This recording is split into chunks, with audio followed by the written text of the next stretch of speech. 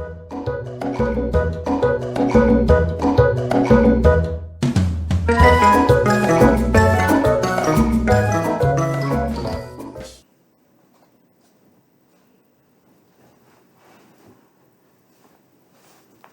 everybody and welcome back to my channel. If you're new here, let me quickly introduce myself. My name is Chester and I'm currently pursuing a degree in electrical engineering.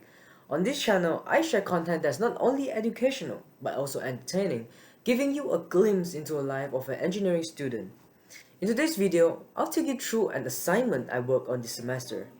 A circuit design project that turned out to be one of the most challenging yet rewarding experiences I had so far. I'll share the ups and downs, the troubleshooting, the eventual success of building a circuit that produces the sequence 001, 010, 101, and 111, all while showing how LED indicate this output. At first glance, the test seemed pretty simple.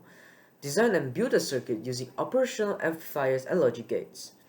Simulate it in the software, and then implement it physically. But let me tell you, it wasn't as straightforward as it sounded.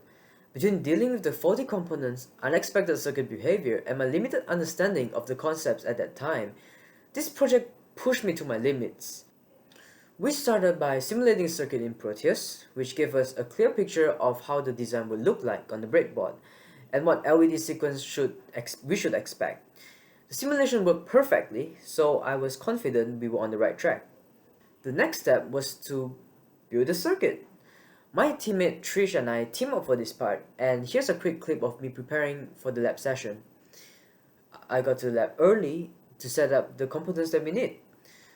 A power supply, 2 oscilloscopes, a function generator, 2 breadboards, a bunch of wires, 3 LEDs, and ICs including LS7474 LS7408, and LS7432.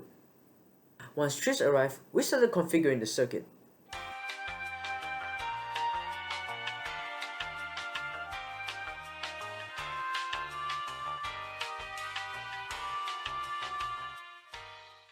Our setup included a clock set to 1 Hz, 10 volts peak-to-peak, and a square wave, along with a 5-volt power supply. We eagerly poured it on, but to our disappointment, the output wasn't what we expected.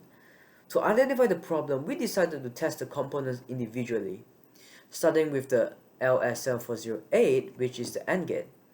We confirmed that it was working as it should, as you can see in this video over here. It produced a high output only when both inputs were high. To explain it in a way, high state means there are voltage flow in the IC. Next, we tested the LS7432 OR gate, which correctly produced a high output when at least one input is high. We move one, it's lighting up. We move another one, still lighting up. We move both, right? Yeah. Boom, not light up. Holy Christ. I think we found the problem. However, when it came to the LS7474 D flip-flops, we struggled to figure out how to test them effectively.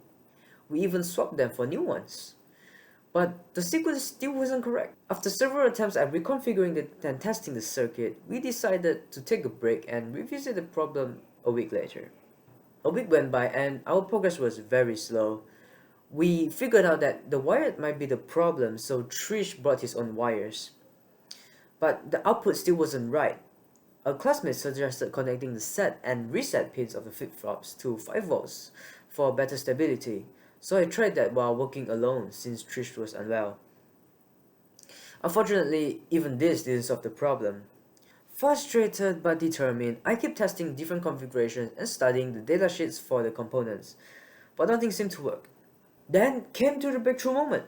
After nearly 2 months of trial and error, I decided to change the power supply and function generator. And just like that, the circuit worked. Here's a clip of the LED finally following the correct sequence: 001, 010, 101, 2111, back to 001.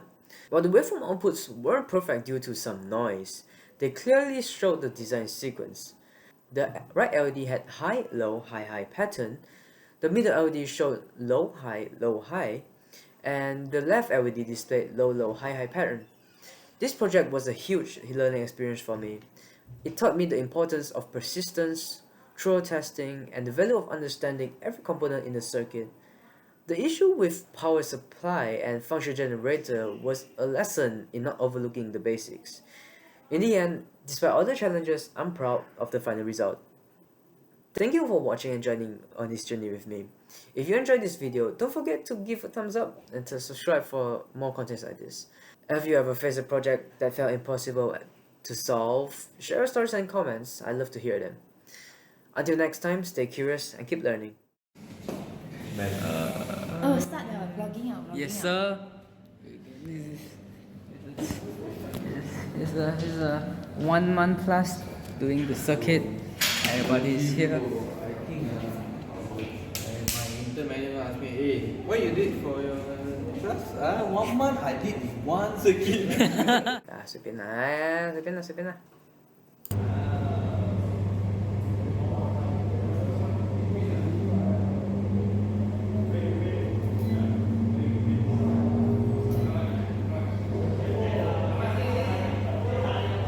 Real still gaming. Yeah. No,讲到 Pokemon, there's this like Pokemon Emerald it's like they change some things like the gyms, the Pokemon team. 哪个 Pokemon One? It's like Pokemon Emerald. Okay. It's like they added in some Pokemon, they changed some of their typing, they buff their stats. I would say the buff stats is like buff 一点 not too much Then the gym leader 有些 Pokemon 改。他要 mock 我们了。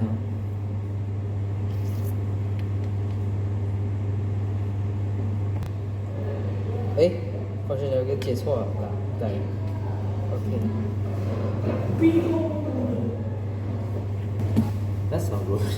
That's not good. Wait for effort. Julian, your turn.